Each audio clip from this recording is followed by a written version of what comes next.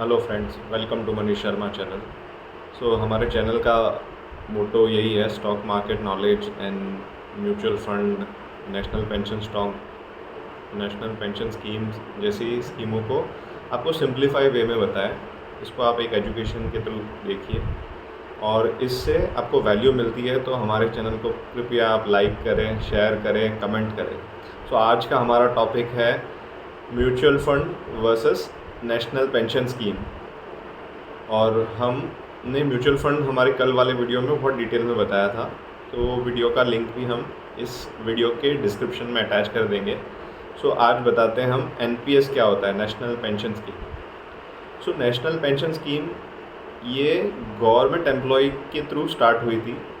ये स्टार्ट करने का पर्पस यही था कि हमारे जो गवर्नमेंट बजट थे उसका डेफिसिट का एक मुख्य कारण था पेंशन। गवर्नमेंट ने सोचा कि इसको कैसे हम सुधारें। उन्होंने ये स्कीम लॉन्च किया था ओनली फॉर गवर्नमेंट एम्प्लॉय कि उनका 10% of basic plus DNS allowance का कंट्रीब्यूशन उनकी सैलरी से डिडक्ट होता है, और वो उसमें इन्वेस्टर को एक ऑप्शन होता है कि वो 75% इक्विटी में चूज़ कर सकता है, 25% डेट इंस्ट्रूमेंट में चूज़ कर सकता है।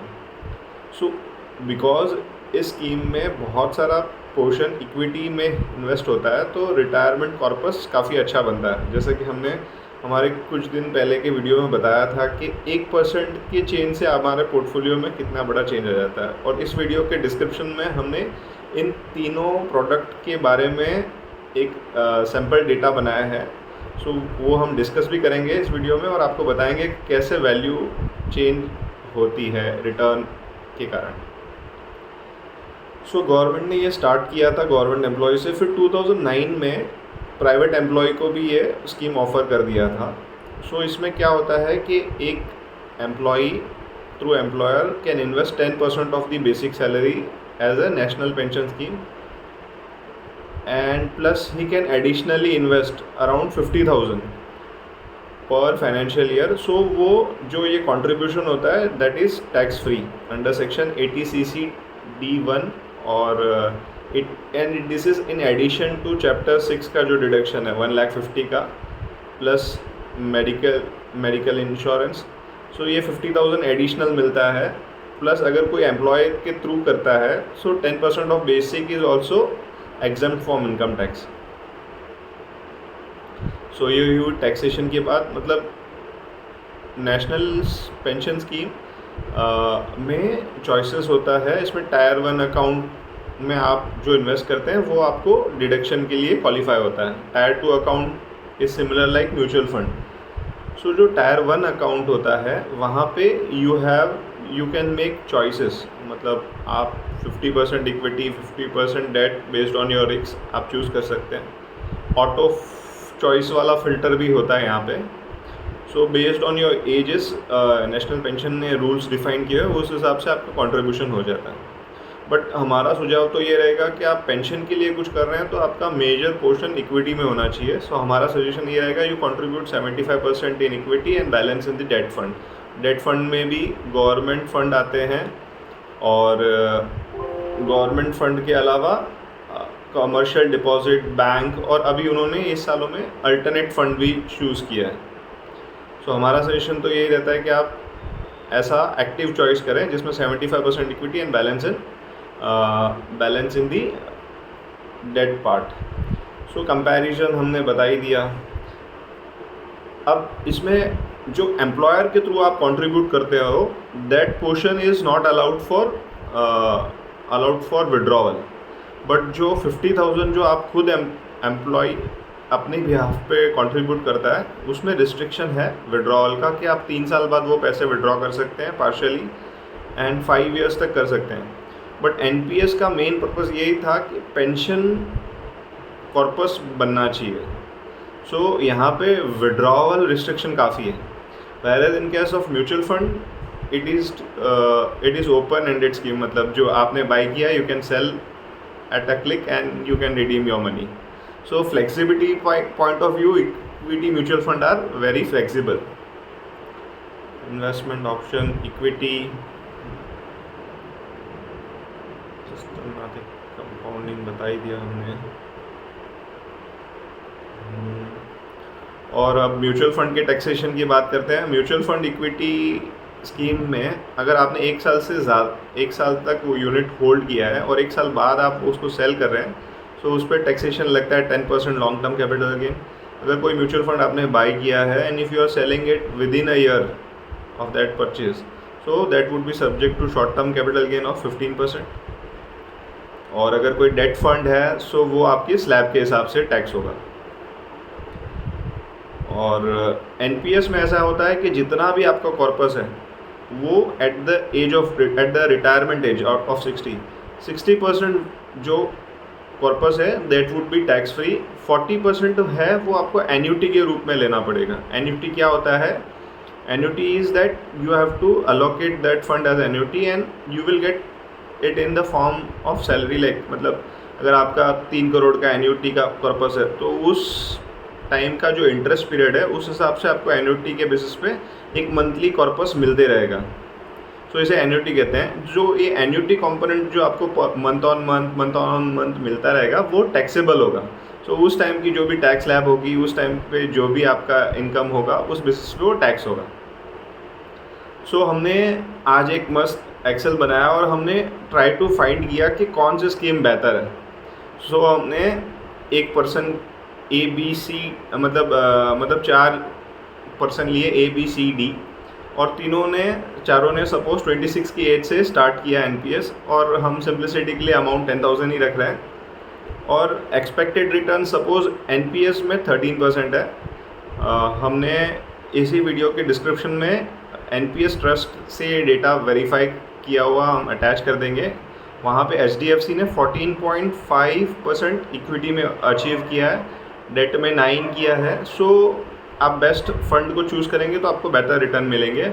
हमारे ये भी समझ में आया कि एनपीएस में जो फंड होते हैं वो ज़्यादातर इंडेक्स के शेयरों में इन्वेस्ट करते हैं। सो इंडेक्स फंड का भी ऑप्शन हमने यहाँ पे दिया है C में। सो एनपीएस में से आपको 13 मिलेगा बिकॉज 25% आपका कॉर्पस कमर्शियल डिपॉजिट्स या गवर्नमेंट डिपॉजिट्स में इन्वेस्ट करता है। सो वो आपको इक्विटी से कम रिटर्न देगा। बट मार्केट फ्लक्चुएशन में क्या होगा कि ये उतना गिरेगा भी नहीं। सो म्यूचुअल फंड ने हमने म्यूचुअल मनी कंट्रोल से डेटा निकाला है। उसमें हमने ये देखा है कि लार्ज कैप फंड ने 18% तक रिटर्न भी दिया है 10 ईयर्स में। But for simplicity we are keeping return as 16.5। हम कम एक्सपेक्ट करते हैं, ज़्यादा मिल गया तो बहुत बढ़िया ही होता है हमेशा रिटर्न्स के हिसाब से। तो 16.5 एज्यूम कर रहे हैं। इंडेक्स फंड हमने 15% बिकॉज इंडेक्स ने 10 सालों में 15% रिटर्न दिया है। और हमने CD एक ऐसा म्यूचुअल फंड चूज़ किया है। कोई म्यूचुअल फंड 10 ईयर्स में 13% भी देता है। सो हमने फ्यूचर वैल्यू के फॉर्मूला से डिराइव किया तो हमको पता चला कि हमारा जो एनपीएस में जो पैसा का कॉर्पस बना वो 7 करोड़ 39 लाख का बना। म्यूचुअल फंड में 13 करोड़ 10 लाख का बना। और जो कि यहाँ पे हमारा इंडेक्स फंड में हमारा बना 8 करोड़ 69 लाख का कॉर्पस। और D वाले फंड में 5 करोड़ का। सो आपका क्वेश्चन होगा कि इतनी फ़र्क कैसे है? बिकॉज एनपीएस में तो 10% डिडक्शन भी मिल जाता है, फिर भी म्यूचुअल फंड में B वाले में इतना रिटर्न कैसे मिल गया? सो हमने ये फॉर्मूला में ऐसे ही लिखा है कि 10,000 इन्वेस्ट करते हैं और B वाले का हमने 10,000 माइनस टैक्स कर दिया है। सो B is actually investing 6,880 only. फिर भी हम देख रहे हैं कि बिकॉज जो कि रिटर्न 3.5% ज़्यादा है, सो कॉर्पस काफ़ी ज़्यादा बन रहा है B का। 60% ज़्यादा कॉर्पस बन रहा है B का, even paying 10% long term capital gain tax. और सिमिलरली D का 6% टैक्स। इंडेक्स फंड में भी कोई पर्सन इन्वेस्ट करता है, वो भी हमने वो वैसे ही फॉर्मूला लगाया है। इसी वीडियो के डिस्क्रिप्शन में हम ये अटैच भी कर देंगे हमारी एक्सेल, जो कि आपको आपके फ्यूचर प्लानिंग करने के लिए बहुत हेल्प करेगी। और सॉरी D जो कि हमारा एक ऐसा म्यूचुअल फंड है जो एनपीएस जितना ही रिटर्न दे रहा है, सपोज 13। सो वहाँ पे हम देखेंगे 40% वैल्यू हमारी कम बनी as compare to option D। So अब आपके सबके क्वेश्चन होगा तो एनपीएस करना चाहिए कि नहीं करना चाहिए? ये बहुत सब्जेक्टिव क्वेश्चन होता है। बट हमारा निर्णय ऐसा है कि अगर आपको फंड म्यूचुअल फंड बहुत अच्छी समझ में आता है तो आप म्यूचुअल फंड ही कर सकते हैं। बिकॉज यहाँ पे क्या होगा कि 40% आपको एन्युटी स्कीम में लेना होगा और म्यूचुअल फंड में जो भी पर्पस होगा वो आपका होगा। सो उस टाइम पे जो भी आपकी ज़रूरत होगी उसके अनुसार आप चूज़ कर सकते हैं।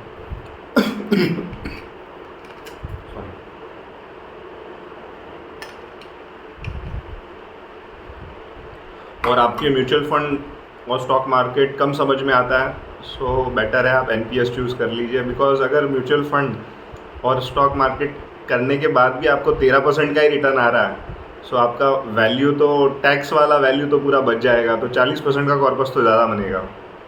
ये हमारा सुझाव है।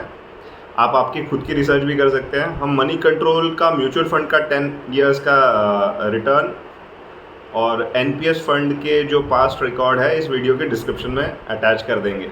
आपका और भी कोई सुझाव है तो आप हमसे पूछ सकते हैं। आज हमारे फ्रेंड ने पूछा हमको 2 म्यूचुअल फंड के बारे में, एक निप्पॉन लार्ज कैप फंड और एक मीडिया लार्ज कैप फंड। सो हमने वो दोनों फंड को रिव्यू किया। सो हमने देखा कि निप्पॉन फंड 1 साल में तो बहुत बढ़िया रिटर्न दे रहा है, बट हमने 10 ईयर्स का डेटा देखा। सो निप्पॉन और मीडिया लार्ज कैप दोनों बराबर रिटर्न दे रहे थे 18% का। बट जो कि निप्पॉन का पोर्टफोलियो टर्न अराउंड रेशो, जो कि हम बोलते हैं चर्न रेशो,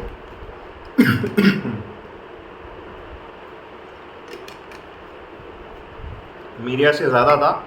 सो हमारा चुनाव था मीडिया में। बिकॉज एक्सपेंस रेशियो भी मीडिया लार्ज कैप फंड का निप्पॉन इंडिया लार्ज कैप से कम था, 0.54 और उनका था 1.1। सो ऐसे ही हमको ये रिसर्च करनी चाहिए म्यूचुअल फंड के हिसाब से। और भी आपको कुछ सुझाव है तो आप हमको बताइए। हमारे चैनल को लाइक करने के लिए, शेयर करने के लिए, सब्सक्राइब करने के लिए thank you very much. Bye bye.